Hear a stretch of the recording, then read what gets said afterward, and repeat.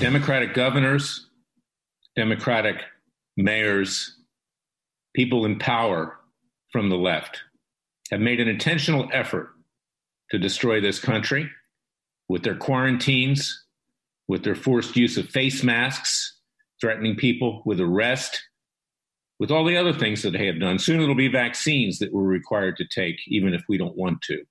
It could be extremely dangerous. They brought the economy to the knees. They used the communist Chinese to do it. Of course, the communist Chinese are their friends. They love Mao more than they would love and do love George Washington, Thomas Jefferson, or any of our great founding fathers. In fact, just today, in my own district in South Florida, they're trying to remove Dixie from Dixie Highway. This is the latest that's out there. The country is more than under attack. The country is under siege. We are already in a leftist revolution to take over and take control of this country. And our president needs to do something. He just can't talk. But here's something that can be done. I urge all of the police in this country and people in similar positions to go on strike, just like John Galt did in Atlas Shrugged. And I suggest you watch those movies and read the book. You can find the movies at Amazon.com. I'll tell you something. If that happens, the silent majority will no longer be silent. They will come forward. They will demand action from the president and demand action from others. But the police should simply lay down their arms and say, no, I've had enough. You fend for yourself, people of the United States. We've been disrespected. We've been abused. We've been harmed.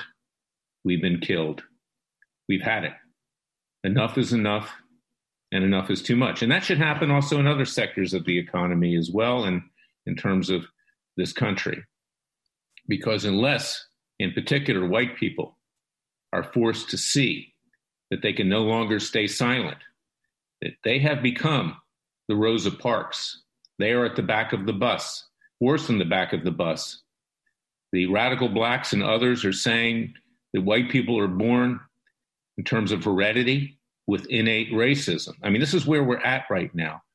Black separatist ideology, similar to Louis Farrakhan, is pervading radical blacks, and not just radical blacks. And most black people are not this way, by the way. And ordinary good black people can certainly join in this cause. But you've got the Jewish left. You know, I'm a Jewish Christian myself. I'm a Zionist. I'm proud to be Jewish, but I'm not proud of these people. These people aren't Jews. They're not Jews at all. No more than Marx was, no more than Trotsky was, no more than Alinsky was, no more than Howard Zinn was, who has been feeding this crap to the American youth for many, many years, that we live in a terrible country with founding fathers who are a disgrace. This guy's a disgrace. He's a disgrace to Jewry. These people should be thrown out of any semblance of being related to Jewish people. They're disgusting. They're despicable. And I'll tell you something, every group has a radical presence like this. And it's time for the people of the United States to rise up before it's too late, because we're headed into a violent revolution, and I want to see that avoided. You know, you talk about racism. What's going on right now is that they're going to turn a lot of white people who weren't racist into racists. That's what's happening. Not just regard to radical blacks, but it's going to foment anti-Semitism. It's going to foment even more negative feelings about Muslims, right? You know, because of what the radical Muslims do. People like Ilhan Omar and Rashida Tlaib, who want to destroy this country. They are actually creating a condition of where people are going to react, and they're going to become racist. And that's not fair, and that's not right, because most of the people in these groups are good people, but it's these bad people. And the president sits there and does nothing. I love the president. I want him to win. But if he does nothing, he will be shown the door. It's not enough to talk. It's not enough to tweet. It's not enough to get up on a soapbox and talk. The people want action. You have the ability to mobilize police and everyone else to clean house. These people are domestic terrorists. They should be arrested. They should be sent to Guantanamo. They should be given a military trial. And if convicted, they should be thrown in the slammer for quite a long time, if not for life. And that's where it's going right now. because if we don't defend ourselves, we'll be slaughtered. Make no mistake about it. The radical left wants us dead. They want to kill us. I'm not talking about figuratively. I'm talking about actually. And that's another reason, is that we have formed a project at Freedom Watch, a defensive project, not offensive. I do not advocate the use of arms against anybody. But this country needs to arm itself. It needs to exercise its Second Amendment rights. It needs to use a militia the way the militia was intended by our founding fathers. There's nothing dirty about the word militia.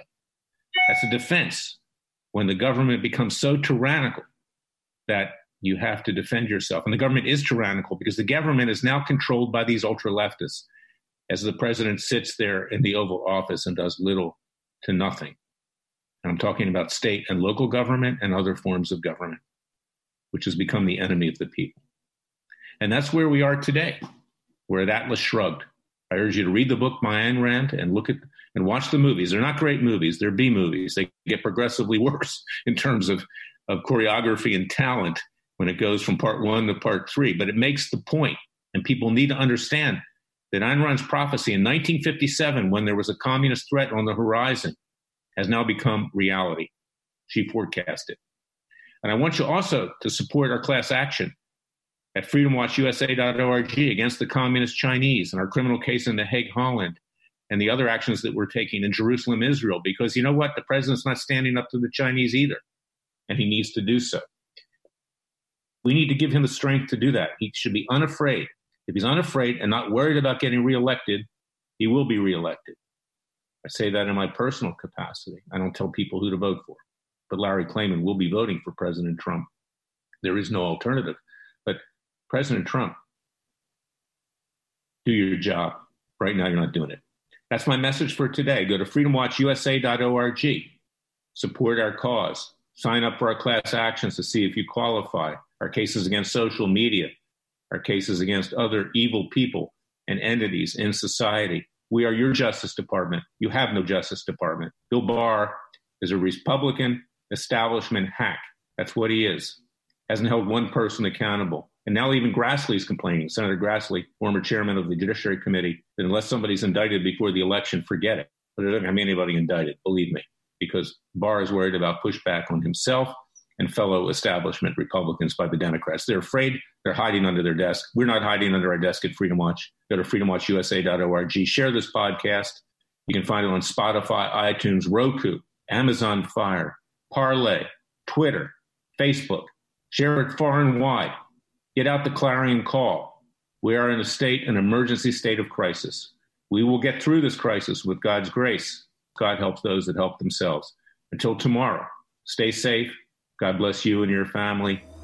I'll be back with another special podcast. Thank you for listening to me.